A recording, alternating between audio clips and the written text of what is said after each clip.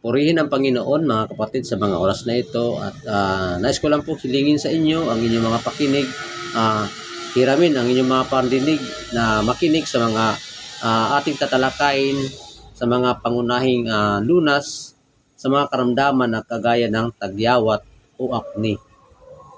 Isang sakit sa balat na karaniwan sa mga kabataan na pagkikilala ito sa pamamagitan ng mga namumuong patay na selula na kung minsan ay namamaga at tila malangis-langis na mga butlig. Karaniwan ito sumisibol sa mukha, dibdib at likod. Paggamot ng tubig, meron tayong 6 na pamamaraan mga kapatid, no?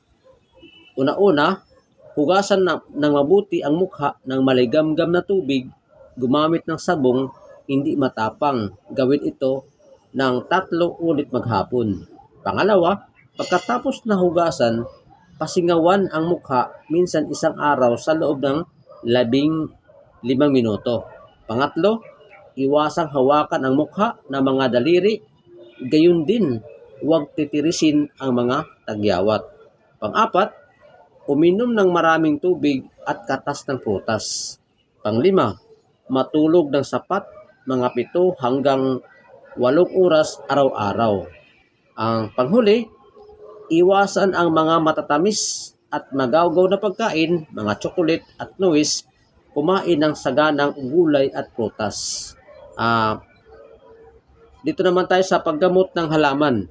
Mayroon po tayong 3 po dito na pagpipilian mga kapatid. Una-una, yung papaya. Paghaluin ang 3 kutsara ng minasang hinog na papaya sa 1 kutsarang katas ng kalamansi. Lagyan nito ang mukha tuwing matapos hugasan.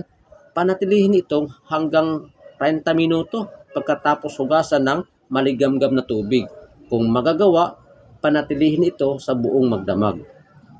Pangalawa na pagpipilian, yung aloe vera, sabila. Kumuha ng 1 dahon at alisin ang panlabas na balat. Ikuskus ang katas sa mukha tuwing ito'y matapos na hugasan ng mainit-init na tubig.